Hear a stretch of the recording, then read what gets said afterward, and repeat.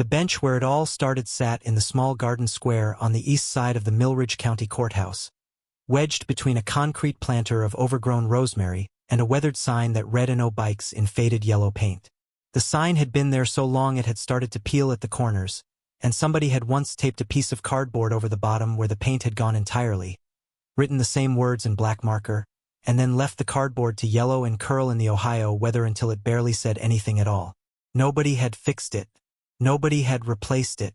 The bench just sat there in its patch of garden, half-shaded by a locust tree that bloomed white every May and dropped its blossoms in a way that looked deliberately untidy, and most of the people who worked in the courthouse passed it twice a day without looking at it. If you're enjoying this story so far, don't forget to hit the like button and subscribe. Drop a comment telling me where in the world you're watching from. I love hearing from you. Nora Callahan was one of those people. She had worked in the courthouse cafeteria for 6 years, long enough that the building had stopped being a place and had become more of a condition, the way a long commute becomes less a journey and more just the shape of how your days are arranged. She knew the building the way you come to know any place you inhabit daily without thinking too hard about it. The way the third step on the east staircase had a hollow sound underfoot. The way the fluorescent light outside the women's employee restroom on the second floor flickered every afternoon between 2 and 3, reliable as a clock. The way the smell of the building changed between morning and afternoon, from fresh coffee and floor cleaner to something warmer and more settled. The accumulated breath and movement of hundreds of people going about the particular business of the law. She did not think of the courthouse as beautiful exactly, but she had come to feel, over the years, a specific kind of affection for it. For the solidity of its limestone exterior, which held the cold in winter and the cool in summer in a way that felt almost deliberate. For the high windows in the main hall that let in the morning light at an angle that made the marble floors look briefly golden before the day settled in and the light went flat. For the way the building carried its own history in its surfaces, the dates carved above the entrance 1921, the portraits on the corridor walls, the bulletin boards outside each courtroom door stacked with notices and schedules, and the particular organized chaos of institutional life. She had spent 6 years being part of that life, and it was not nothing. It was, in fact, considerable. Her official title was Cafeteria Supervisor, which meant she was responsible for the scheduling and management of the cafeteria's 7-person staff, the ordering and inventory of supplies, the preparation and presentation of the daily menu, the compliance with health and safety regulations, and the general smooth running of a food service operation that served between 180 and 240 people on any given weekday. It was work that required the particular kind of intelligence that is rarely recognized as intelligence by people who have not done it, the ability to hold multiple moving parts in mind simultaneously, to anticipate problems before they became crises, to manage people with different temperaments and capacities and on and off days with the specific combination of firmness and patience that keeps a small operation running without falling apart. Nora was good at it. She had always been good at it. She had come to the job at 32, after the marriage to Marcus had ended, after the specific debris of that ending had settled into something she could see clearly enough to navigate, and she had taken the job because it paid $13.50 an hour and had benefits and was 2 bus stops from Lily's school, and she had been in the specific position of a woman who needed to make a decision based entirely on what was available rather than what she would have chosen. She had not planned to stay 6 years. She had planned to stay 6 months while she figured out the next step. The next step had not arrived in the shape she had imagined, but the job had grown around her in the way that work can grow around a person who does it well and cares about doing it well. She had been given a raise at 14 months, then another at 2 years. She had been given the supervisor title at 3 years when the previous supervisor, a woman named Bet who had worked in the cafeteria for 11 years and had the specific unflappable competence of someone who had seen everything twice, had retired to Tucson with her husband and left a hole that Nora had stepped into without ceremony. By her 5th year, the cafeteria ran the way the cafeteria had always run under Bet. Quietly, precisely, without drama. The drama had come from outside, as it tends to.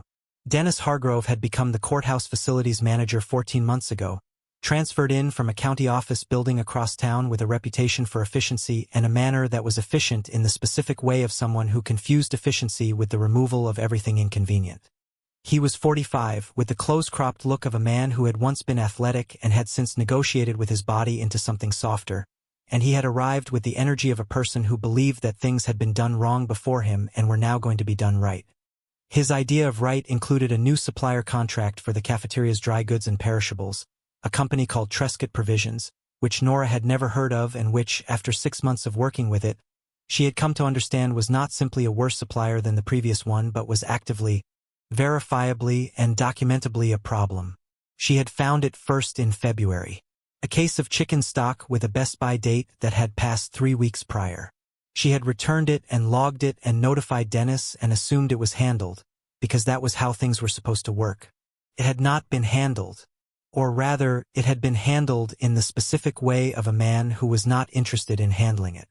The chicken stock had been followed, in subsequent deliveries, by expired dry pasta, by a case of canned tomatoes with a date so old the cans had begun to show the faint beginning of rust at the seams, and by a shipment of dairy that had arrived 2 degrees above the safe transport temperature and that Nora had refused outright and sent back at the loading dock.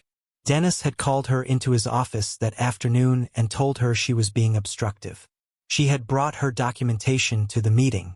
She had the delivery logs, the expiration dates, the photographs she had taken on her phone of the specific products.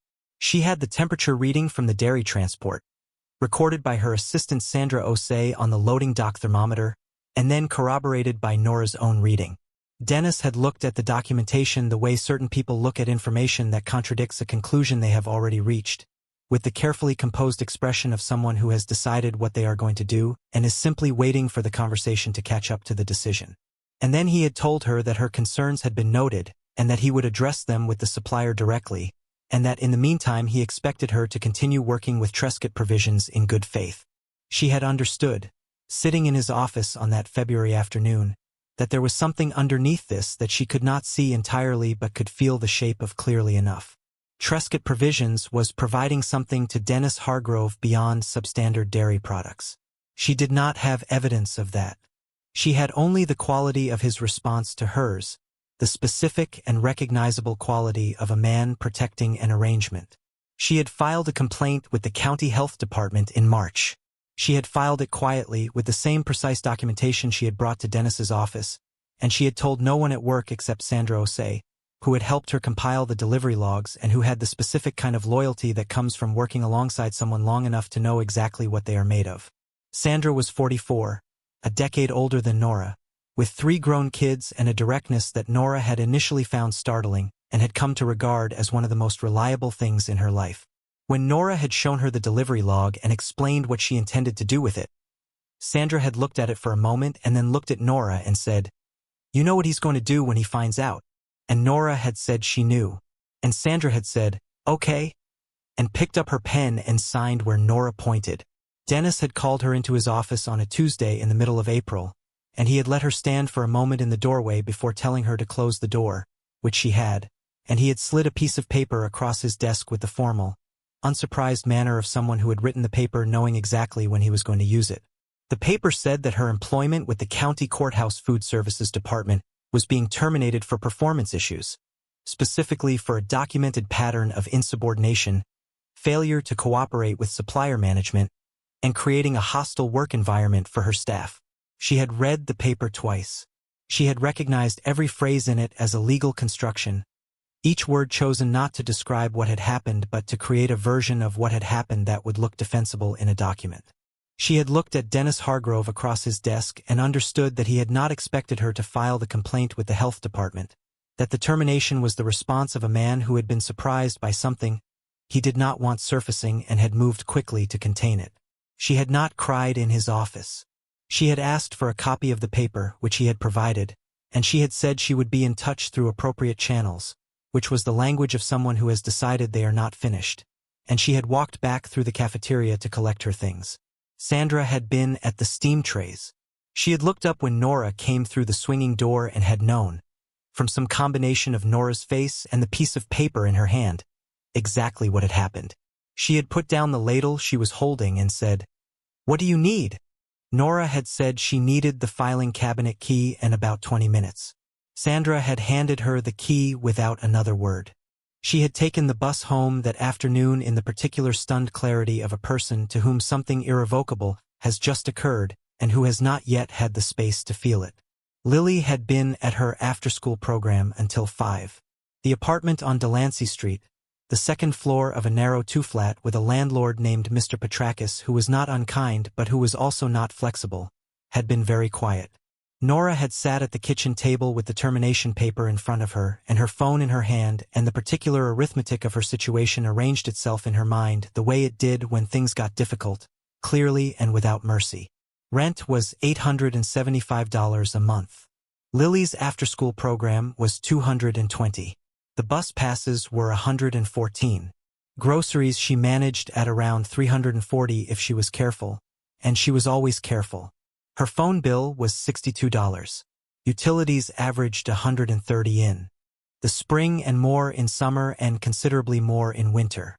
Her savings account held $1,847 and some change, which was the result of 6 years of setting aside small amounts whenever the month allowed it, and which she had always thought of as the cushion that stood between her and the specific kind of fear that came with having no cushion at all. Marcus had called 2 weeks after the termination. He had heard, he said, from someone he didn't say who, and his voice had a quality she recognized from the years of the marriage, the specific quality of a man who is managing information carefully because the information is useful to him.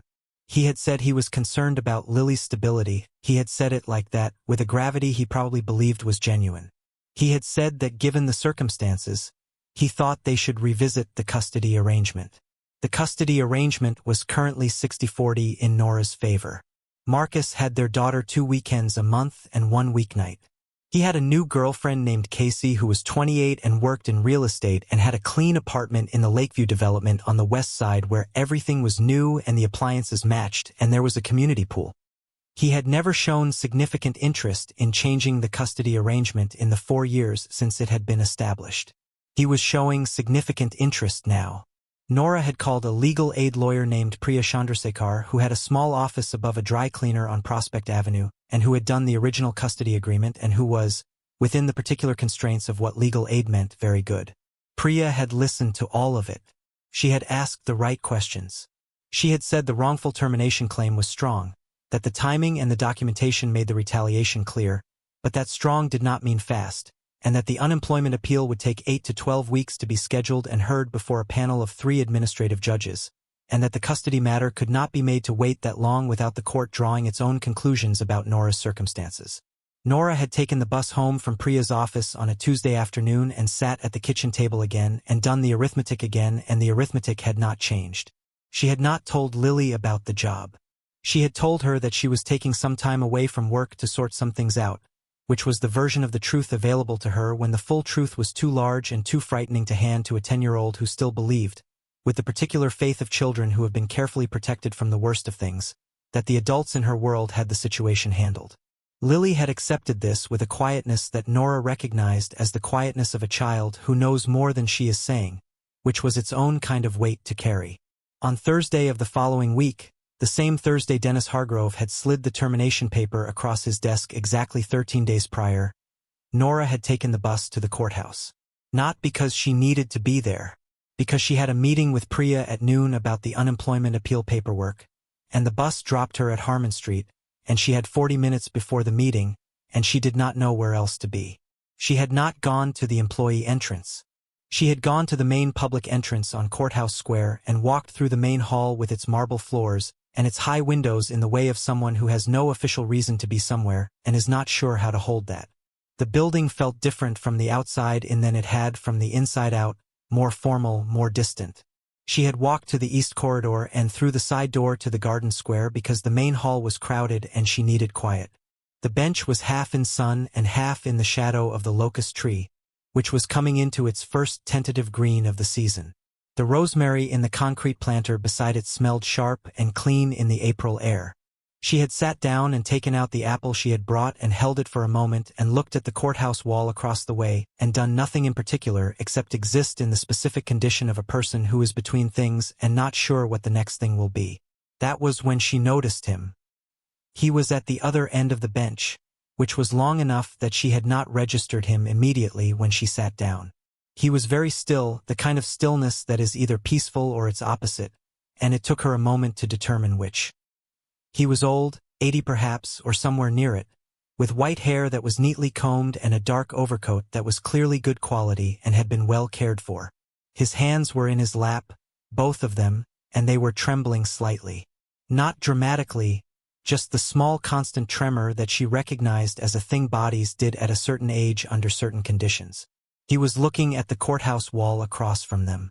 And his cheeks, she understood when the light shifted slightly and caught his face at a different angle, were wet. He was not crying loudly. He was not crying the way people cry when they want to be seen or attended to. He was crying the way people cry when they are very alone and have been very alone for long enough that the crying has lost all of its performance and is just a thing the body does because it needs to. She had cried that way twice since the termination, both times at the kitchen table after Lily was asleep, and she recognized it with the specific recognition of a person who knows a thing from the inside. She looked at him. She looked at the courtyard, at the handful of people who had passed since she sat down. A court clerk walking quickly with her lanyard bouncing. 2 young men in suits deep in a conversation that had the focused intensity of something that was going to be billed by the hour. A security guard on his rounds who had glanced at the bench and glanced away. She looked at the apple in her hand. She thought about getting up. She had the meeting with Priya in 37 minutes and the bench was quiet and she had her own things to manage, her own arithmetic, and a 10-year-old at home who needed her to be functional. And there were people who were paid to assist distressed visitors to the courthouse and she was not one of them and hadn't been for 13 days. She thought about all of this. And then she put the apple back in her bag and turned toward the old man and said, in a voice she tried to make as ordinary and unobjectionable as possible, the way you say something when you want to open a door without forcing it. Will you sit with me for a bit? The old man turned. The pale eyes, gray-blue, still sharp in a way that the rest of his face had softened around, found her face and stayed there for a moment. He had the look of someone who has been interrupted in something very private and is taking stock of the interruption before deciding what to do with it. She kept her hands in her lap and her expression open and did not add anything to what she had said, because she had learned from years of managing a kitchen and a staff and the specific unpredictable daily theater of feeding people that sometimes the most important thing you could do was say one thing and then be still. The old man looked at her for a long moment. Then he looked at the bench, as if he were registering for the first time that they were both on it. You're already sitting, he said. His voice was measured and dry, not unkind. I know, she said. But there's a difference between sitting and sitting with someone. Something moved in his expression.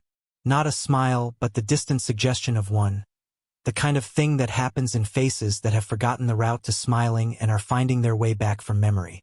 He said nothing for a moment. He looked at the courthouse wall. Then he looked back at her. I suppose there is, he said. He did not leave. She had not expected him to tell her anything. She had sat down beside him on the bench with 36 minutes until her meeting and she had asked a question that was really just the shape of an offer, and she had expected him to either say nothing or say something brief that closed the subject and that would be that. She was not a therapist. She was not trained in anything that would formally qualify her to be useful to a grieving stranger on a courthouse bench.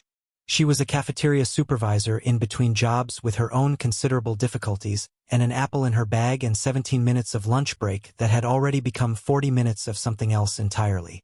But the old man did not leave and he did not close the subject, and what happened instead was a conversation that started, as certain significant conversations do, at the margins of the actual thing. He told her the bench faced west, which was the wrong direction for morning light but the right one for afternoons. He told her he had been to this courthouse many times over many years and had not, he believed, ever sat in this particular garden square. She told him she had walked past it twice a day for 6 years and had sat on it only 3 times, and he looked at her the way people look when they have received a piece of information that complicates their earlier picture of a person. You work here, he said. I did, she said, and did not immediately explain, and he did not immediately ask. The locust tree dropped 2 white blossoms between them on the bench. The spring air moved through the garden with the specific clean quality of April air that has not yet been worn down by the summer heat to come. Somewhere beyond the courthouse wall, a car horn made its brief complaint and went quiet. My wife, he said, not abruptly, but in the way of a man continuing a sentence he had started internally some time before, spent 30 years building a school arts program. Not at one school, not just locally. She went to Columbus, she went to Harrisburg, she went to Washington twice.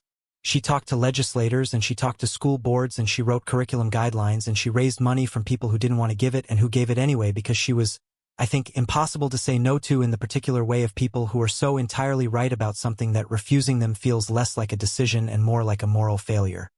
He stopped. He looked at his hands in his lap. She died in August, he said. She left the program and its endowment and its network of 73 partner schools in a charitable trust with very specific instructions about how it was to be managed and developed after her. Nora waited. Someone is contesting the trust, he said. A former business associate who believes the trust's assets might be more productively deployed elsewhere. He has filed a claim questioning Eleanor's competence at the time she signed the documents. He paused. Eleanor had a mind like a courthouse, he said with a quiet deliberateness that told Nora this was not a casual metaphor. She was more organized at 81 than most people are at 40. The claim is without merit. The hearing this morning confirmed this clearly enough to any reasonable observer. Another pause. The judge today was not unreasonable. But courts are not, as I had occasion to remind myself this morning, spaces designed for grief. He said this last sentence without self-pity. He said it the way you state a fact about the weather. Courts are not designed for grief. He had been inside them long enough to know this and had not been prepared, this morning, for how it would feel to be on the other side of it. Nora looked at the courthouse wall. She thought about Eleanor, who had spent 30 years on arts education and whom a man was now trying to unmake in a legal document. She thought about what it cost to build something over 30 years and what it cost to sit in a courtroom and watch someone try to dismantle it in an afternoon hearing. I'm sorry, she said. About Eleanor. He nodded. Once, deliberately. I keep thinking, he said and stopped. He looked at the bench between them. I keep thinking I should find the hearing procedurally straightforward. I do find it procedurally straightforward. I understand every word that's being said. I have practiced law in this state for 50 years and I understand exactly what is happening in that courtroom and why and how it will likely resolve. He turned his head and looked at her directly for the first time since they had begun talking. The gray-blue eyes were clear and steady. And none of that, he said, helps in the way I thought it would. Nora looked at him. She thought about the termination paper she had carried home in her purse 13 days ago. She thought about understanding exactly what Dennis Hargrove had done and why and how it would likely be resolved, the way Priya had explained it to her, step by procedural step. She thought about how knowing the precise shape of an injustice did not make the injustice lighter. No, she said quietly. I don't think it does. He looked at her steadily for a moment. She had the sense that he was seeing her. Not in the vague and general way that strangers see each other on public benches, but with the specific attention of someone who has spent a great deal of time looking at people carefully and had learned to read what they were actually saying underneath what they were saying. You seem to know something about that, he said. She had not intended to say anything about herself. She had sat down with the intention of being useful in a small and unobtrusive way, of keeping a grieving old man company for a few minutes before her meeting with Priya and then going on with her afternoon. But she was tired of carrying the termination quietly, tired of translating it into careful language for Lily and controlled language for Priya and non-existent language for Marcus, and the old man had said something that made her feel, unexpectedly, that the space between them on this bench was a place where the actual truth could be said aloud without doing damage. I lost my job, she said. 13 days ago. I filed a complaint about food safety violations with the county health department, and my boss found out, and I was terminated for performance issues, which I wasn't having. She said it flatly, without drama, and waited to see what he did with it. He was quiet for a moment. His hands had stilled in his lap, or perhaps she had simply stopped noticing the tremor. He looked at the courthouse wall. Retaliatory termination, he said. That's what my lawyer calls it. She's right. He said this with an authority so settled and absolute that Nora looked at him quickly. He did not elaborate. He said, what were the violations? She told him. Not everything, not in the detail she had given Priya, but the shape of it.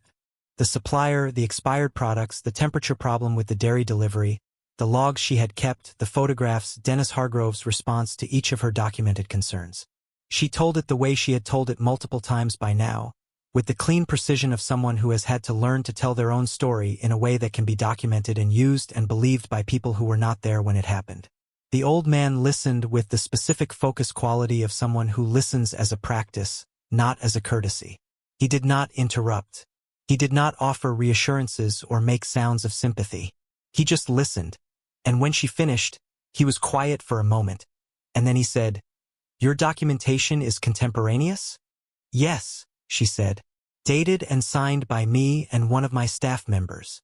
"Photographs are dated automatically by the phone?" "Yes, and I wrote the date and the product information in a separate log alongside each photo." He nodded slowly. "That's better than most people manage," he said. "Most people in situations like yours document in retrospect, which means the other side can argue the documentation is constructed after the fact rather than recorded in real time. Yours is not arguable on those grounds." She looked at him carefully. "How do you know this?" she said. And then, because it seemed like the question that had been building since she sat down, "What is it that you do?" He was quiet for a moment. He looked at the bench between them and then at the courthouse wall and then back at her with the expression of a man who is deciding how to answer a question honestly without being dramatic about it. "I was a judge," he said. "For many years." She had not expected that. She let it sit for a moment. "What kind of judge?" He looked at the courthouse. "The state Supreme Court," he said, in the same level tone he might use to say he had once worked in a different department. She processed this. He waited. "You're retired," she said. "For 4 years," he said. She looked at him on the bench in his good overcoat with his trembling hands and his cleared, dry eyes that had been wet when she first sat down, and she understood that he was not, in this garden at this moment, a retired Chief Justice of the state Supreme Court. He was an 82-year-old man whose wife had died in August and who had sat alone in a courtroom this morning and watched a stranger try to unmake 30 years of the most important thing Eleanor had ever built, and nobody on the courthouse bench had stopped to sit with him until she did. "My name is Nora Callahan," she said. He looked at her. "Arthur Whitmore," he said. She was going to be late for her meeting with Priya. She checked her watch and saw that she had already missed the first 5 minutes of it and that the responsible thing was to excuse herself and go. She looked at Arthur Whitmore on the bench beside her and thought about him sitting alone after she left. She took the apple back out of her bag. She had bought it that morning at the corner store on Delancey, a Honeycrisp, which was not cheap, but which Lily had asked for specifically, and she had bought 2 and given one to Lily's lunch and kept the other for herself. She set it on the bench between them. "I have to go to a meeting," she said, "but I'll be back in about an hour. Will you still be here?" Arthur Whitmore looked at the apple. He looked at her. He had an expression she would come to know well over the weeks that followed, the expression of a man who has been genuinely surprised by something and is cataloging the surprise carefully and without performance. "I'll be here," he said. She was back in 55 minutes. He was there. She had half a turkey sandwich from a place on Courthouse Square that she had ducked into on her way back, and she had bought it without entirely deciding to, the way you do things that feel correct before you have reasoned them into correctness. She sat back down and split the sandwich and set one half on the paper bag between them without comment, and Arthur Whitmore looked at it for a moment and then picked it up and took a bite with the quiet acceptance of a man who has decided to stop arguing with the direction of things. They sat there until nearly 3 o'clock. She missed her 2 o'clock bus. She did not mind. He told her about Eleanor. Not the version that existed in a legal document, not the version of a woman's charitable trust being contested in a hearing room, but Eleanor as she had actually been. He told her about the night they met, at a faculty dinner at the university where Eleanor was finishing her education degree, and Arthur was in his 2nd year of law school and had been dragged along by a friend who wanted company. He told her Eleanor had been across the table and had asked him, with the direct and unflinching curiosity that would remain the thing he loved most about her for 53 years, whether he thought the law was primarily interested in justice or in order, and that when he had said both, she had looked at him with an expression that was half agreement and half challenge and had said, "That's the careful answer. What's the honest one?"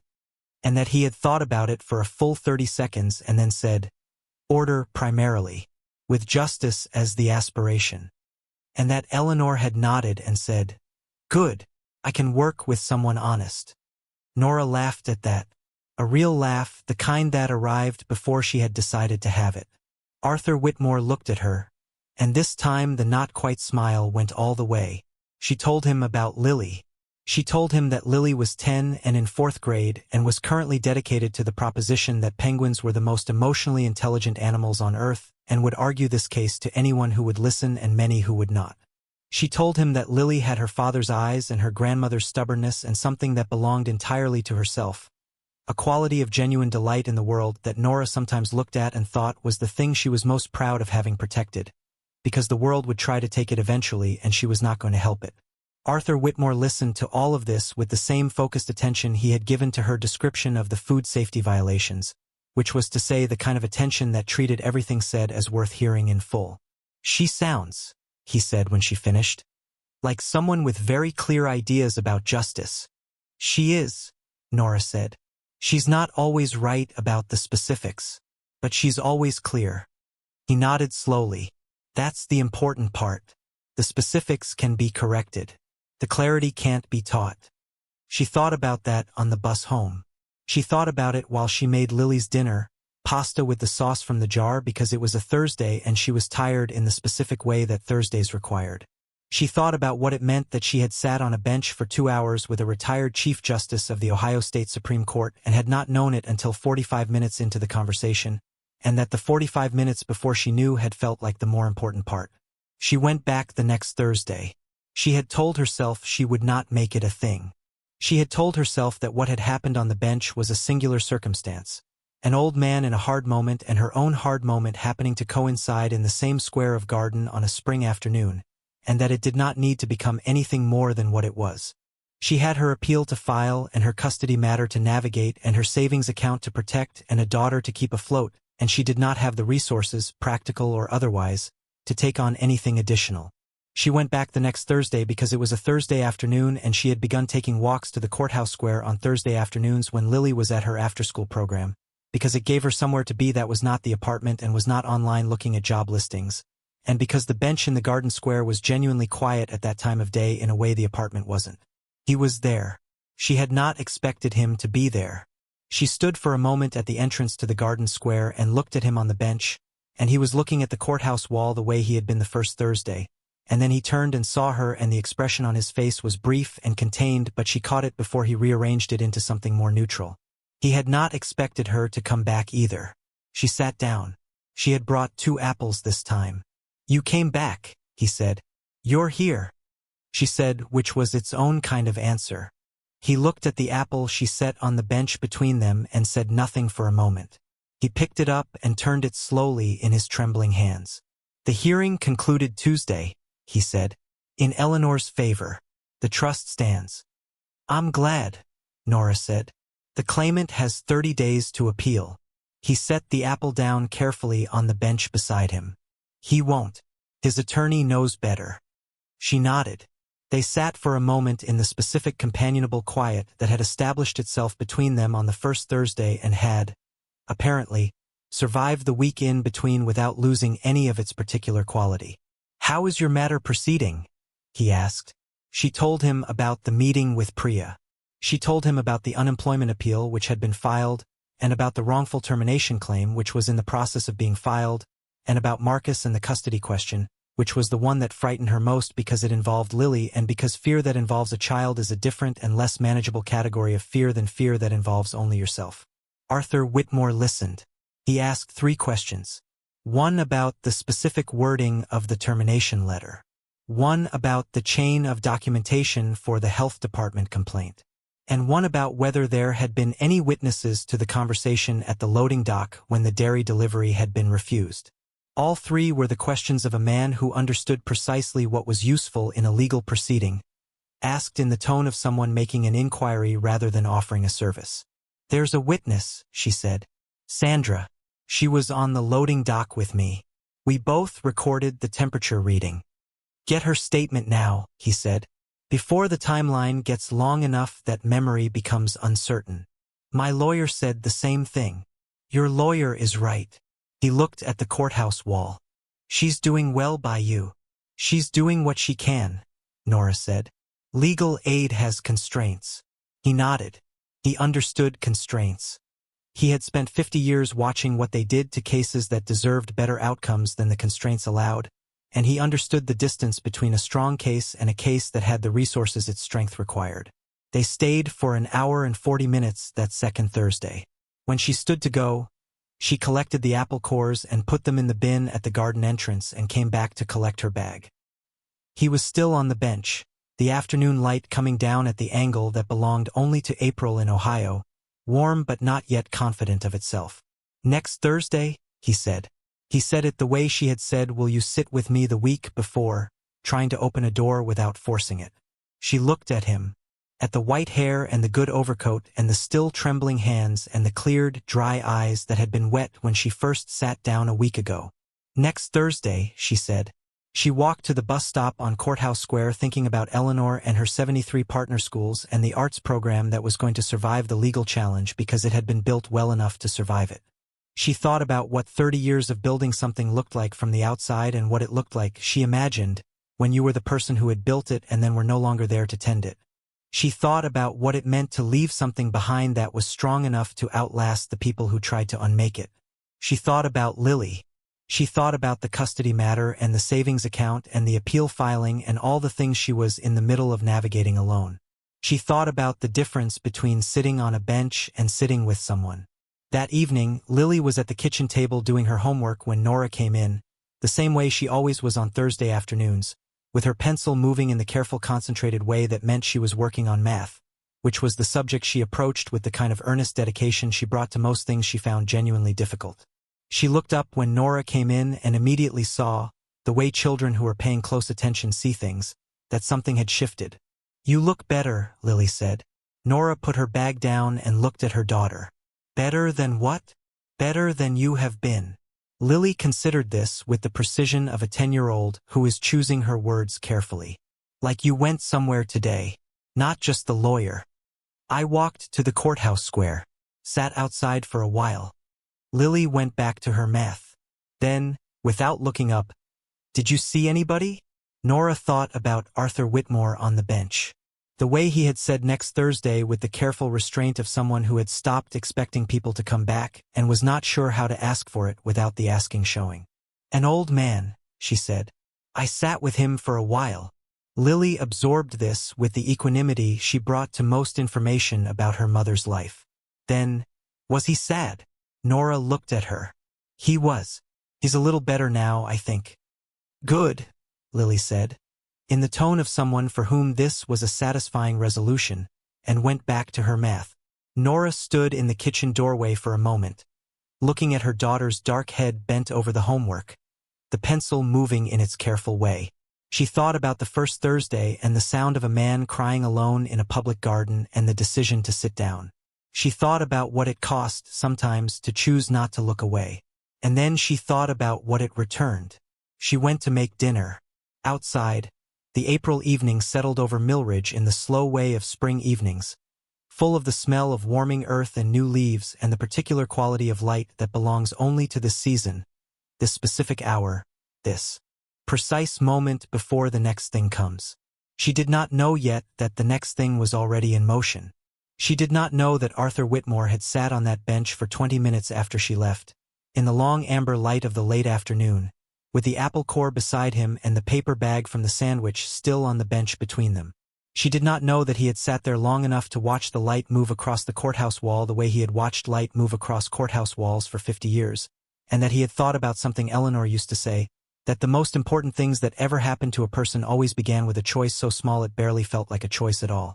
She did not know that when he finally rose from the bench and made his careful way to the car that was waiting at the Harmon Street curb, the car that she had not noticed and that he had not mentioned, he had said to the man behind the wheel without preamble, "Find out everything you can about a county health department complaint filed by a cafeteria supervisor named Nora Callahan, and get me the name of her attorney."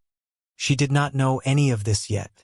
She only knew that she had sat down beside a crying old man on a bench because she could not do otherwise, and that the doing of it had left her, for the first time in 13 days, feeling like herself. That, for now, was enough. The Thursdays accumulated the way important things accumulate, not all at once and not with announcement, but through repetition, through the small adjustments two people make when they have decided without saying so that the other one is going to keep showing up. By the third Thursday, Nora had learned that Arthur Whitmore took his coffee black, which she knew because she had stopped at the cart on Courthouse Square on her way from the bus stop and bought two without thinking about it. And when she handed him one and asked if he took anything in it, he had looked at the cup and said no, black was fine, in the tone of a man for whom coffee has long since stopped being a preference and become simply a condition of mornings. By the fourth Thursday, she had stopped asking and just brought two. By the fifth, he had started bringing the cups himself, already waiting on the bench when she arrived, two paper cups from the place on 3rd Street that he had found and that Nora, on her first sip, understood immediately was better than the courthouse cart by a considerable margin. She did not ask how he had found it. She suspected it involved the car she had still not directly acknowledged and the man who waited in it, and that asking would open a door she was not sure she was ready to walk through yet. So she drank the better coffee on the bench in the May sun and said nothing about it, and Arthur said nothing about it either, and between them this arrangement of mutual silence on certain subjects had become its own kind of language. May in Millridge had the specific and slightly frantic quality of a Midwestern spring that has been delayed too long and is now trying to accomplish everything at once. The locust tree over the bench had come fully into bloom and then begun shedding its white flowers in a way that left them scattered across the pavement of the garden square in drifts that looked deliberate and were not. The rosemary in the concrete planter beside the bench had grown visibly since the first Thursday. Nora had noticed this and found it strangely reassuring, the fact of something growing in a place nobody was particularly tending. Her own situation had not grown. It had contracted slowly and with the specific efficiency of a process designed to exhaust the people it was working against. The unemployment appeal had been filed and acknowledged, and Priya had told her that the panel of 3 administrative judges who would hear it had been assigned, and that the earliest available hearing date was 11 weeks out. 11 weeks was not a long time in the life of a legal proceeding, Priya had said carefully, meaning it as reassurance. 11 weeks was a long time in the life of a savings account that had begun at $1,847 and was now at $1,209. Nora had done the math on a Tuesday evening at the kitchen table, and the math had told her she had 8 weeks at her current rate of draw before she would need to ask Mr. Petrakis for something she had never asked a landlord for, which was time. The job search had not gone the way she had hoped. She had applied for 3 positions in the first 2 weeks, a cafeteria manager at a private school in the Northgate district, a food services coordinator at the county hospital, and a shift supervisor at a corporate dining facility on the east side. The school had called her back promptly and scheduled an interview, and the interview had gone well in the particular way that means the person across the desk likes you. And then 3 days later she had received an email that thanked her for her time and said the position had been filled, which she had read and reread for the specific phrasing that might tell her something and found nothing, and folded her phone closed and sat for a moment in the kitchen with the quiet and specific weight of a person who understands that something has followed them somewhere they had hoped to start fresh. The hospital had not called back. The corporate facility had sent an automated rejection within 48 hours of her application, which meant they had run a background check quickly and found the termination and made their determination without requiring a conversation. She had not told Arthur Whitmore any of this. She had told him enough about the situation that he understood its shape, and she had told him things about Lily and about Sandra and about the years of the cafeteria that had been good before Dennis Hargrove arrived, and he had told her more about Eleanor and about the trust proceedings and about the specific satisfaction of watching something Eleanor had built emerge from a legal challenge intact and stronger for having been tested. But she had not told him about the dropping savings account or the job rejections because there was a dignity in not cataloging every deterioration, and she had learned from the specific school of having very little that the way you talk about what you are short of determines, in part, how short you feel. What she did tell him on a Thursday in the 3rd week of May was about Marcus. She had received the formal custody filing 2 days before. Priya had called with the news in the careful, precise way she delivered information that was going to require time to sit with. Marcus was petitioning for a modification of the existing order. His stated grounds were financial instability in the primary residence and a material change in circumstances, which was the legal language for the fact that Nora had lost her job and Marcus had not. He was asking for primary custody, which meant Lily with him and Casey in the Lakeview apartment, and Nora with 2 weekends a month. She had sat very still on the couch after Priya's call ended. She had sat still for long enough that Lily had come out of the bedroom to check on her, and Nora had looked at her daughter and arranged her face into something that communicated everything is fine without the words, which was a thing she had gotten very practiced at over the past few weeks. On Thursday, on the bench, with the better coffee from 3rd Street and the locust blossoms scattered on the pavement at their feet, she told Arthur. He listened without interrupting. He held his coffee cup in both hands, the tremor quieted by the warmth of it, and he looked at the courthouse wall while she talked. When she finished, there was a silence of the particular kind that contains actual thinking rather than the performance of it. "Does he have grounds?" she said. Honestly, Arthur looked at her. He had a way of answering that question when she asked it that she had come to value more than she could have explained, which was to take it seriously. To not soften the answer into something more comfortable than the truth.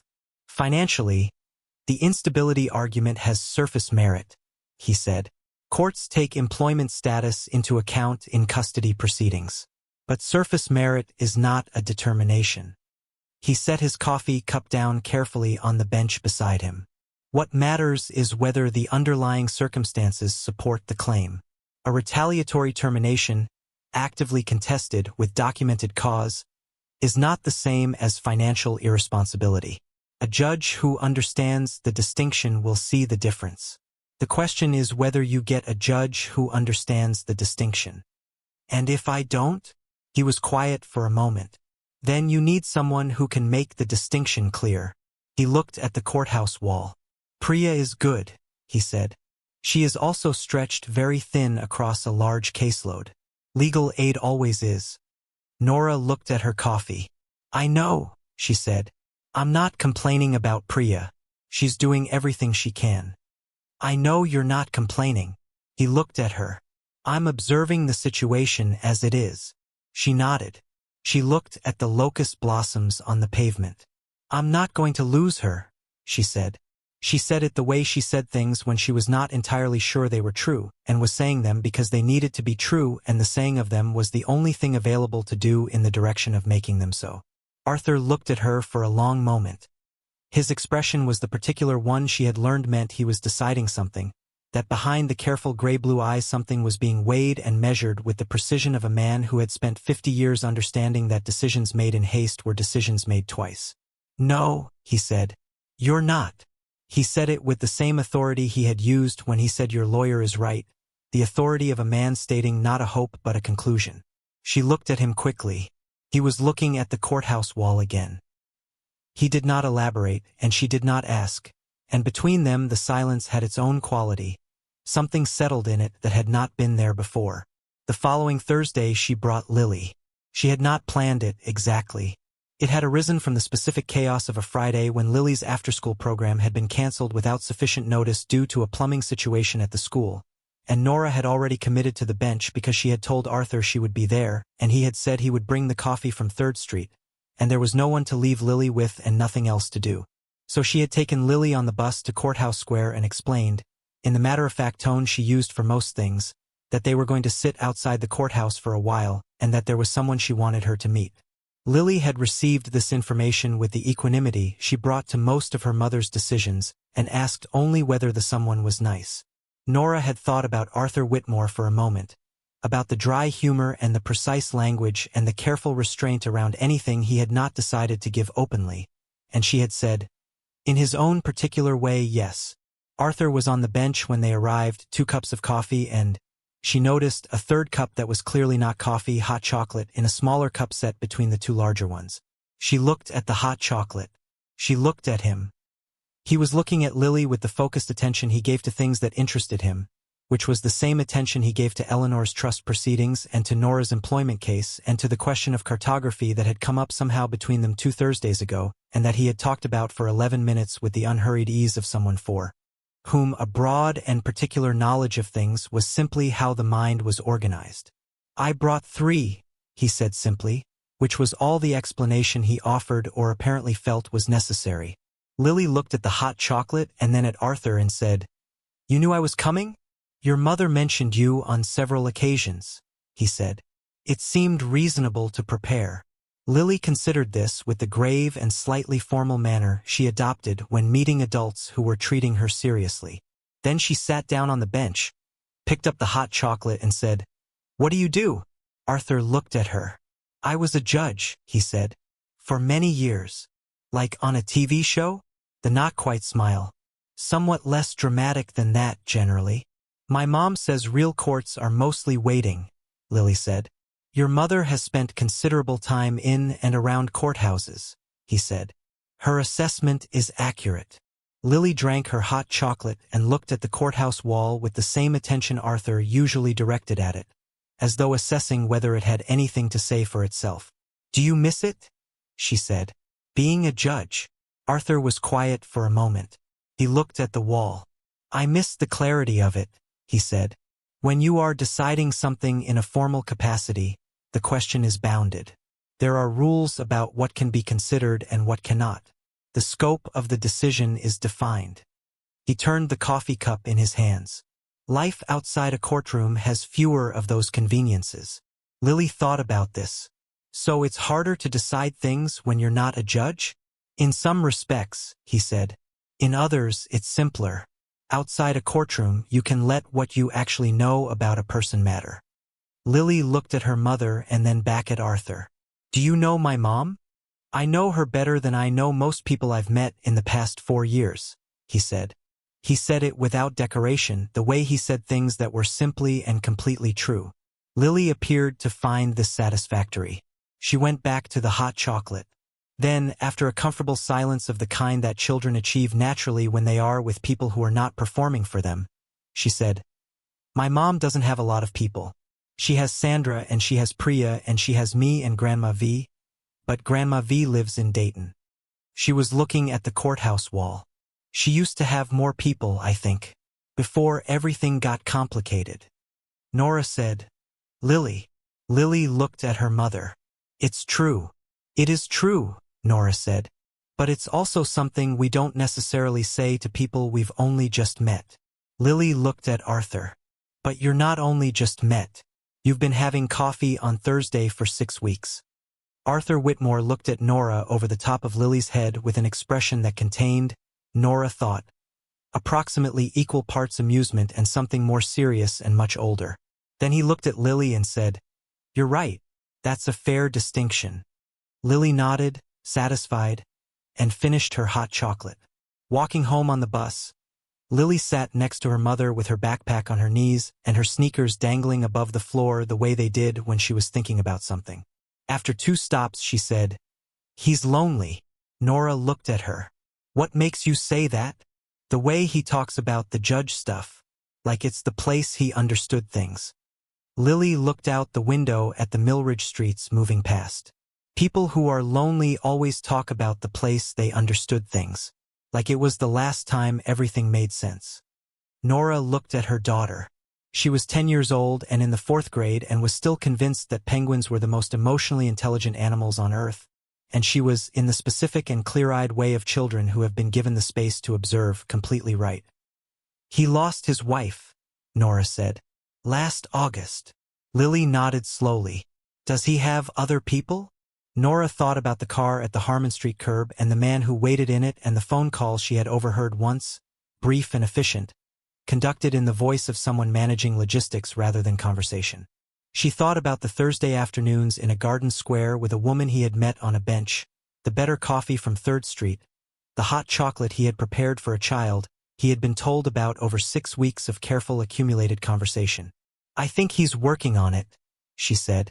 "If you're hooked on this story, make sure to subscribe and turn on notifications so you never miss an upload. Your support means everything and helps me bring you more emotional stories like this one." The health department investigation reached its formal conclusion in the last week of May. Nora learned about it from Priya, who had called on a Wednesday evening with the specific energy of someone who has received information that changes the shape of things. The investigation had confirmed the violations. All of them: the expired inventory, the temperature breach on the dairy delivery, a pattern of documentation failures at Trescott Provisions that extended across multiple county contracts, not just the courthouse cafeteria. The health department's report specifically cited the records provided by Nora's complaint as the foundational documentation that had allowed the investigation to proceed as quickly and thoroughly as it had. One of the inspectors had written in the report summary that the complaint had been made by a person with obvious and detailed professional knowledge of food service compliance, whose records were among the most organized and clearly maintained the department had received in recent years. "This is significant," Priya said. "For the wrongful termination claim, this is very significant. The complaint that triggered your firing has been formally validated. The thing he fired you for doing was the right thing." "It was always the right thing," Nora said. "Yes," Priya said. "But now there's an official document that says so." Nora sat at the kitchen table after the call and held the phone and felt something she recognized as relief trying to arrive through a layer of exhaustion and get all the way to her face, and not entirely making it. The health department report was good news. The good news existed alongside the custody filing and the savings account that was now at $1,011, and the job rejection that had come by email that same morning from the food services coordinator position at the hospital. Good news and difficult news had a way of arriving together. She had found, like they had made some prior arrangement. She told Arthur on Thursday. He listened with the focused attention she had learned by now to read as engagement rather than detachment. When she finished, he nodded once. "That's the foundation," he said. "The wrongful termination claim now has the health department report as corroborating evidence. That changes the weight of it considerably." Priya said the same thing. "It also matters for the custody proceeding," he said. "The termination was retaliatory. It was not the result of any failure on your part. A custody judge looking at your employment record will see a woman who was fired for doing her job correctly. That is a very different picture than the one Marcus's filing attempts to present." She looked at him. There was something in the way he said custody judge that had a particular quality to it, the quality of someone who has been thinking about this beyond the scope of the general. "You know things about custody proceedings," she said. Not a question. He looked at the courthouse wall. "I presided over many of them," he said. "Over the years. At the state Supreme Court level? Appeals from lower court decisions, yes. Questions of legal standard. Constitutional questions." He paused. "But a great deal of what matters in a custody case happens long before it reaches the level I operated at. It happens in the facts. In the record." He looked at her. "Your record is good. Your record is, in fact, excellent. 6 years of stable employment in a single position, a consistent home, a daughter whose school records I would expect to show someone who is cared for and engaged and performing at or above her level." She looked at him steadily. "You would expect," she said. "Or you know." The silence that followed was not long. It was precise. "I asked someone to look into the situation," he said. "Not to gather information about you. To understand what you were facing. There is a difference." She sat with this for a moment. "Who did you ask?" He was quiet. "Arthur." He turned to look at her. "Someone I trust to be discreet," he said. "And to handle information about you and Lily with care." She looked at the courthouse wall. She thought about the quality of his questions over the past 6 weeks, the way they had been specific and procedural in the precise manner of someone who understood legal proceedings from the inside. She thought about the car at the curb. She thought about the meeting where Eleanor's legal challenge had resolved within a single week of a retired Chief Justice saying, "I made some calls." She thought about the hot chocolate on the bench. "You've been involved in this," she said. "Beyond sitting on a bench and listening." He did not deny it. "I've made some inquiries," he said. "I've spoken with people who have some relevant knowledge of the proceedings." "Without telling me." "Without telling you," he said. He looked at her directly. "I want to explain why." She waited. "When you sat down on this bench in April," he said carefully, "you did not sit down because of who I was. You didn't know who I was. You sat down because there was a man crying alone and you could not do otherwise." He looked at the bench between them. "If I had told you immediately who I was, everything that followed would have been different. You would have wondered what I expected in return. You would have managed your words. You would not have told me about the termination or the custody filing or the savings account or Lily or Sandra. You would have given me the careful version. He paused. I did not want the careful version. I have received the careful version from people my entire adult life. She was quiet for a long moment. The locust tree moved above them in a small wind. The afternoon light lay warm on the courthouse wall. So you let me talk, she said. For 6 weeks. I listened, he said. There is a distinction. She almost smiled. It was the kind of thing Eleanor might have said, she thought, and then thought that was probably not a coincidence. And now, she said, you're telling me now. He looked at her. His expression was open in the way it was on the Thursdays when Eleanor came up in conversation, the careful architecture set aside. Now the situation has reached a point where being useful to you requires being honest with you about what I can do, he said. Marcus's filing has a hearing date. Your unemployment appeal has a hearing date. Both of them are coming. He folded his hands in his lap. I would like to be more directly helpful than sitting on a bench on Thursdays will allow. She looked at him. What does more directly helpful mean? It means that I know the administrative judges assigned to your unemployment appeal. He said this without preamble and without drama, in the tone of someone stating a logistical fact. All 3 of them. 2 of them clerked for me. The 3rd was a colleague at the Court of Appeals before she was elevated to her current position. I cannot speak to them about your case. That is not something I would do and not something they would permit. He paused. But I can submit a statement to the record in support of the proceedings. A character statement. The kind of statement that, from a certain source, carries a particular weight in how a proceeding is understood by the people who read it. Nora looked at him. I can also, he said, speak with a colleague of mine who handles employment law at a senior level. Privately. Not in place of Priya but alongside her. There are aspects of the wrongful termination claim that would benefit from attention beyond what legal aid can currently provide, and I have the ability to arrange that attention at no cost to you. She sat very still. Outside the garden square, the afternoon sounds of the courthouse continued their ordinary business. A door closing somewhere. The muffled sound of footsteps across marble. The city beyond the walls doing what cities do, persisting. Why? She said. She said it the way she had learned to ask things from him, without decoration, as a real question deserving a real answer. He looked at the courthouse wall. He was quiet long enough that she understood he was not avoiding the question but arriving at the answer through the route it required. Eleanor used to say, he said slowly, that the only honest measure of what a person values is what they do when they cannot benefit from doing it. He paused. You sat down on this bench in April when you had nothing to gain from sitting down. When you were 13 days into losing your job and fighting a custody battle and watching your savings drain, and you had no reason to stop for a crying old man on a bench except that stopping was the only thing that felt correct. He looked at her. That is not a small thing, Nora. Most people would say it is, because most people have practiced looking away long enough that it costs them nothing. You had not practiced looking away. It cost you the better part of your afternoon.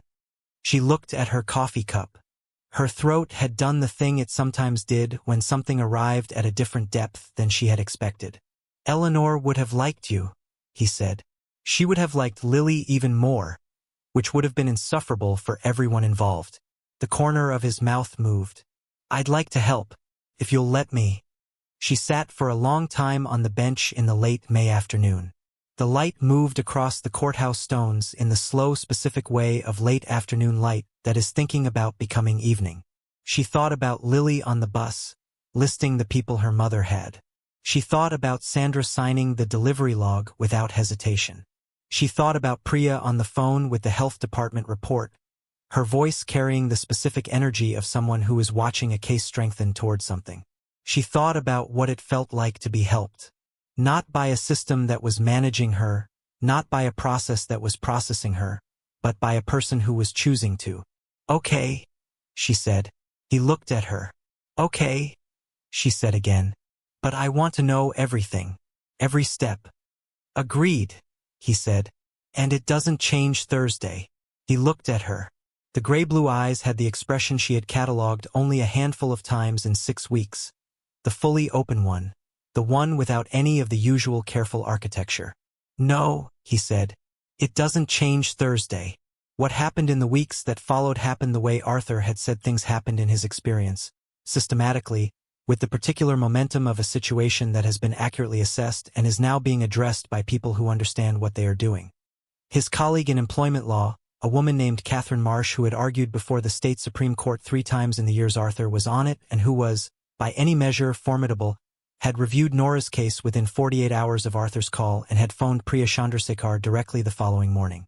Priya had called Nora afterward in the specific tone of someone who is trying to process information that is changing the shape of everything faster than the shape is willing to change. "Do you know a retired judge named Arthur Whitmore?" Priya said. Nora had told her yes. She had been about to explain, but Priya had continued before she could. "Catherine Marsh is one of the best employment attorneys in this state," Priya said. "She has never in my experience offered pro bono co-counsel on a legal aid case. She called me this morning and offered." A pause. "She said a friend of hers had asked her to look at the file." "Yes," Nora said. Another pause. "Nora, Arthur Whitmore was Chief Justice of the Ohio State Supreme Court from 2001 to 2020. "I know," Nora said. The pause that followed was considerably longer. "When did you know?" "I've known for a few weeks." A breath. "And he's just been sitting on a bench." "We have coffee," Nora said. "On Thursdays." She could hear Priya deciding how to process this. Then Priya said, "He submitted a character statement to the administrative record for your unemployment appeal." Nora had not known about the statement. She was quiet. "It is," Priya said carefully, "the most precisely written character statement I have ever read. It is 4 paragraphs. It is surgical. It takes the specific language of Marcus's custody filing apart with the economy of someone who has been identifying what is wrong with legal arguments for 50 years. Another pause. "It does not say anything that isn't already supported by the record. It just says it better than the record has managed to say it itself." Nora sat at the kitchen table and looked at the place where the heating bill used to sit before she had paid it. She thought about Arthur on the bench, his coffee in his trembling hands, saying your lawyer is right in the tone of someone for whom this was simply an observation. "He didn't tell me about the statement," she said. "He submitted it through the formal record process," Priya said. "It's public document now. Anyone involved in the proceeding can read it." A pause. "The 3 administrative judges on your unemployment panel will have read it. All 3 of them." A beat. "He presided over the careers of 2 of them." She had not fully understood, sitting on the bench in April with her apple and her 17 minutes of lunch break, that the man she was sitting down beside was the kind of man who had shaped the careers of the people who would now be deciding her case. She had understood that he was a judge and that he was retired and that he was grieving. She had not understood the full weight of what 50 years in the law at the level Arthur Whitmore had operated meant. She was understanding it now. She called Sandra after she got off the phone with Priya. Sandra answered on the second ring. Nora told her everything. She told her about the bench and the Thursdays and the coffee from 3rd Street and Lily and the hot chocolate and the character statement and Catherine Marsh and what Priya had said about the 3 judges. Sandra was quiet for a long moment. Then she said, "You sat down next to a crying man on a bench." "Yes. And he turned out to be the retired Chief Justice of the Ohio State Supreme Court." "Yes." A pause that had texture to it. "Nora, I know. You gave him half a turkey sandwich." "I did. And you're telling me," Sandra said slowly, "that 2 of the 3 judges on your unemployment panel used to clerk for him." "That's what Priya said." The pause that followed was the longest.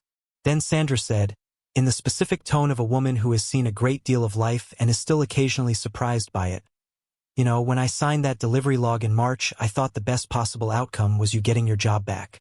"I know. I did not anticipate this." "Neither did I," Nora said. She heard Sandra make a sound that was not quite a laugh and was not quite crying and was somewhere in between, the specific sound of someone who has been worried about a person they love for a long time and has just received information that shifts the weight of it. "Is he good?" Sandra said. "Not how powerful, not what's his net worth, not what can he do. Is he good?" That was the question Sandra Osei asked. which was why Nora had told Sandra everything before she told anyone else. "Yes," Nora said. "He's good." "Okay," Sandra said. "Then okay." The hearing date for the unemployment appeal was set for a Thursday in July, 8 weeks away. The custody hearing had been scheduled for the following Monday. 2 proceedings, 8 days apart, the 2 most significant things happening in Nora's life arriving in the same week with the particular timing that difficult things sometimes arrange themselves into, as if they have agreed in advance to arrive together in order to be faced all at once rather than drawn out. Priya and Catherine Marsh had their first joint call with Nora on a Tuesday evening in June. Catherine was precise and unhurried and had the specific quality of someone who has been doing something for long enough that difficulty no longer disturbs her equilibrium, it simply informs her approach. She asked Nora about the custody matter with the same focused attention Arthur brought to things, and Nora understood without being told that they had talked, that the 2 of them had compared assessments, and that the case Nora was going to walk into in July was being prepared by people who understood it completely. On a Thursday in mid-June, the week after the joint call, Nora walked to the courthouse square with the better-than-usual weather of a June morning behind her and found Arthur on the bench with the 2 cups from 3rd Street already waiting. She sat down. She picked up her coffee. She looked at the courthouse wall for a moment, at the limestone face of it with its carved dates and its institutional solidity. "I read the character statement," she said. "He was quiet. Priya sent it to me." She turned the cup in her hands.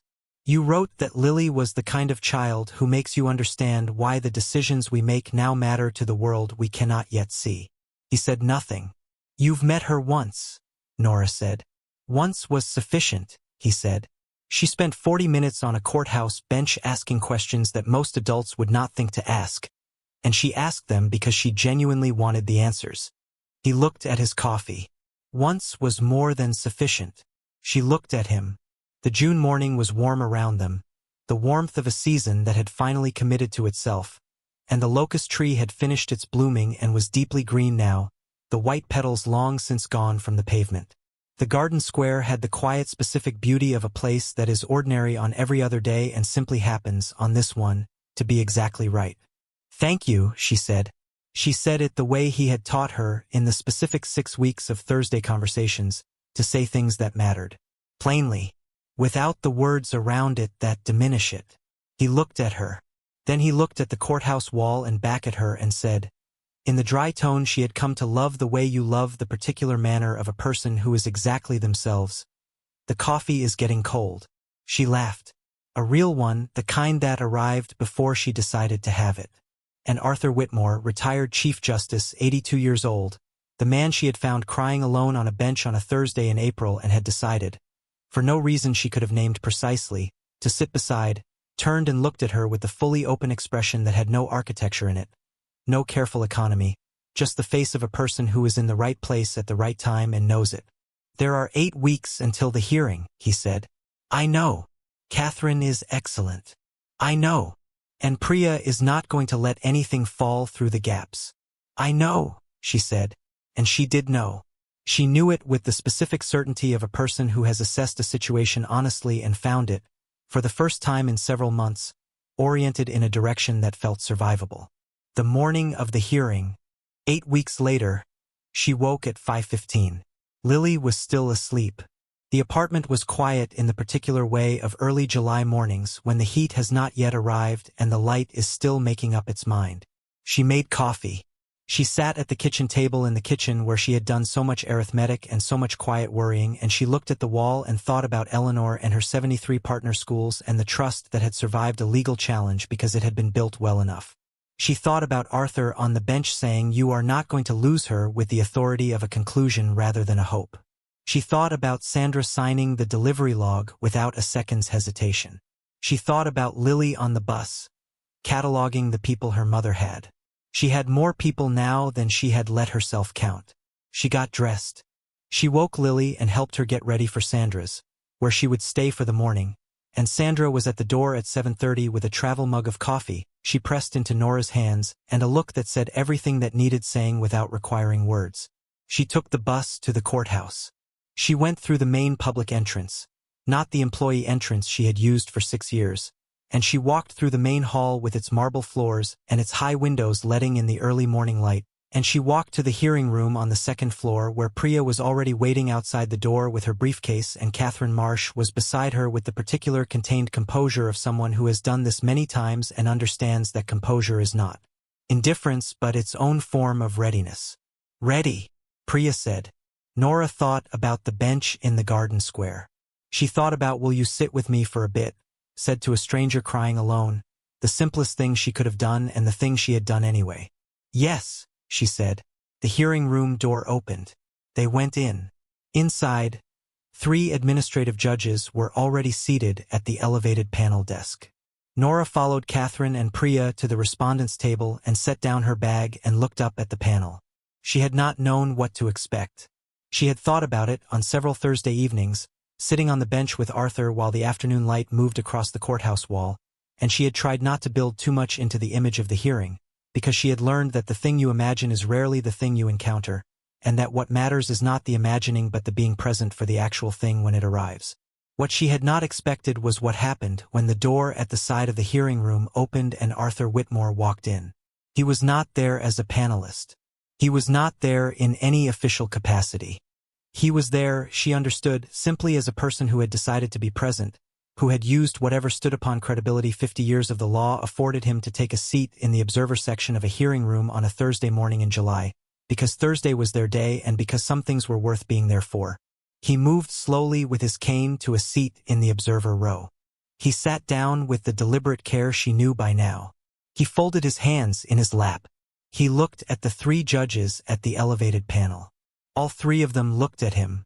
And then, without discussion, without signal, without any arrangement that anyone had made, all 3 administrative judges of the Ohio Employment Appeals panel rose from their seats. They stood. For a man in the observer row. For a retired Chief Justice who had shaped the careers of 2 of them and the jurisprudence that all 3 of them operated within. They stood the way people stand when they are in the presence of something that commands standing not by request but by the weight of what it has meant to them, and what it continues to mean. The room was very still. Arthur Whitmore looked at the 3 judges standing. Then he looked at Nora at the respondents' table. His expression was the open one, the one with no architecture. The chief panelist, a woman named Judge Adiz Okonkwo who had clerked for Arthur Whitmore in the summer of 2003, and who had been appointed to her current position 11 years later, spoke first. "This panel will come to order," she said. She looked at the room. She looked at Nora. "We are here today in the matter of Callahan versus the Millridge County Courthouse Food Services Division." She paused. "Let's begin." The hearing lasted 2 hours and 40 minutes. Catherine Marsh presented the wrongful termination case the way Arthur had once described Eleanor presenting anything she believed in completely, without drama, without excess, with the specific and unhurried authority of someone who does not need to raise her voice because every word she has chosen is already doing the work it was placed there to do. She walked the panel through the delivery logs and the photographs and the health department report and Sandra Osei's signed witness statement, and she walked them through the termination letter with its constructed language and its forensic precision about what it was not saying, and she placed beside it the timeline, the complaint filed on a Thursday in March and the termination issued on a Tuesday in April, 26 days apart, and she let the timeline speak. Dennis Hargrove's representative attempted to characterize Nora's documentation as selective and her conduct as insubordinate. Catherine Marsh responded to this in 4 sentences, the last of which referenced the health department report by name and citation and asked the panel whether the formal confirmation of every violation Nora had reported, by independent county investigators, was the kind of evidence that suggested selective documentation or thorough and accurate record-keeping by a professional doing her job. Correctly, Judge Okonkwo made a note. The other 2 judges made notes. Nobody looked at Dennis Hargrove's representative for a while after that. The panel recessed for 40 minutes. They returned. Judge Okonkwo read the determination into the record with the measured cadence of someone who understands that the words she is saying will matter to the person listening for reasons that have nothing to do with legal procedure. The termination was found to be retaliatory. The unemployment claim was approved. Reinstatement to the cafeteria supervisor position was ordered, pending Nora's election of the option, with full back pay from the date of termination. Priya touched Nora's arm. Catherine gathered her papers with the composed efficiency of someone for whom this outcome had been the expected one and who was already thinking about the next thing. Nora sat for a moment at the respondent's table and looked at the hearing room wall and breathed. In the observer row, Arthur Whitmore sat with his hands folded in his lap and said nothing. He did not need to. The custody hearing was the following Monday. Marcus had received the determination from the unemployment panel over the weekend. His attorney had called Priya on Saturday morning and indicated that Marcus was prepared to withdraw the custody modification petition, given the changed circumstances. Priya had called Nora with this information, and Nora had sat very still for a long moment on the edge of the couch with the Saturday morning light coming through the kitchen window and Lily still asleep in the next room. And she had thought about Lily listing the people her mother had, and about Sandra saying, "Is he good?" in the particular way that Sandra asked the questions that mattered, and about Arthur on the bench saying, "You are not going to lose her," with the authority of a conclusion. And she had understood that he had known that too. Before the determination. Before Catherine Marsh. He had looked at the facts of who Nora Callahan was and what she had built for her daughter, and he had simply known. Marcus withdrew the petition. The custody arrangement remained 60-40. Lily came home on Monday afternoon from Sandra's, where she had spent the day under the stated premise of a special school holiday playdate that was not tied to any school holiday Lily could identify, but that she had accepted with the diplomatic tact of a child who understands when adults need to manage something without her watching. And she came through the door and looked at her mother's face and said, "Okay, okay," Nora said. Lily put her backpack down. She crossed the kitchen and hugged her mother the way she sometimes did, completely, with the full and unself-conscious physical commitment of a child who has not yet learned to make herself smaller when she is feeling something large. Nora held her and looked at the wall above her head and did not cry because Lily was watching and she had promised herself she would not. And then she cried anyway because some things are stronger than promises. "It's okay to cry," Lily said into her shoulder. "It means something good happened." Dennis Hargrove was placed on administrative leave pending a county investigation into the Trescott Provisions contract, launched the week after the unemployment determination and drawing directly from the health department report and the documentation Nora had filed. The investigation concluded in September. The county found evidence of a financial arrangement between Hargrove and a director at Trescott Provisions, amounting to a kickback structure that had cost the county food services budget an estimated $42,000 over 14 months. Hargrove resigned before the formal termination proceedings were complete. The county's legal team was in contact with the state attorney's office about whether charges would follow. Nora did not feel what she expected to feel when she heard about it. She had expected something that resembled satisfaction, the specific and uncomplicated kind. What she felt instead was smaller and quieter, something closer to the feeling she had on the bench in April when the crying behind the door had stopped being about a legal proceeding and had started being about Eleanor and 30 years of things built with care and what it meant to protect them. She felt the weight of something that had been pressing and was now not pressing, and the absence of it was so complete it needed a moment to be registered as the good thing it was. She took the reinstatement. She went back to the courthouse cafeteria on a Wednesday in August. Sandra was at the steam trays when she came through the swinging door, and Sandra looked up and handed her an apron across the counter without ceremony.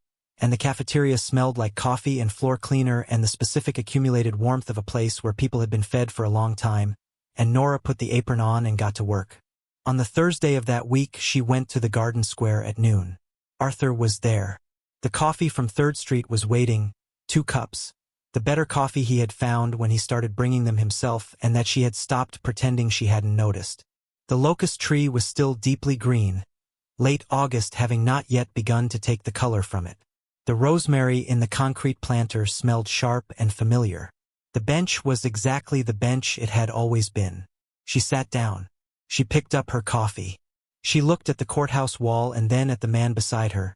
The white hair and the good overcoat even in August because Arthur Whitmore had made his peace with his body's requirements, and the hands folded in his lap with their quiet tremor, and the gray-blue eyes that were looking at her with the open expression, the one that had taken 6 weeks of Thursday mornings to arrive and that now came easily, without the architecture she had learned it once required.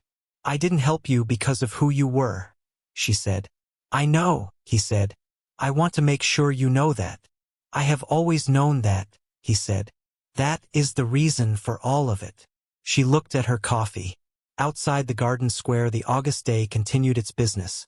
the city moving in its ordinary way around the stillness of the bench and the two people on it and the particular quiet they had built between them over the months. The quiet that had room in it for Eleanor and for Lily and for Sandra and for delivery logs and for maps and for the specific question of whether the law is primarily interested in justice or in order, and for the hot chocolate on a bench in May, and for the sound of a man crying alone that she had stopped to answer because she could not do otherwise. She had not helped him because of what he could do. He had not helped her because she deserved it more than anyone else. They had simply seen each other on a bench on a Thursday in April, and had decided without deciding to keep seeing each other, which was, in the end, the whole of what any of it had ever been. "Next Thursday," she said. He looked at the courthouse wall. He looked at her. The corner of his mouth moved all the way. "I'll bring the coffee," he said. "Thank you so much for watching until the end. If you loved the story, check out the other videos on your screen now. I think you'll really enjoy them. And don't forget to subscribe to Hidden Kindness if you haven't already. See you in the next story.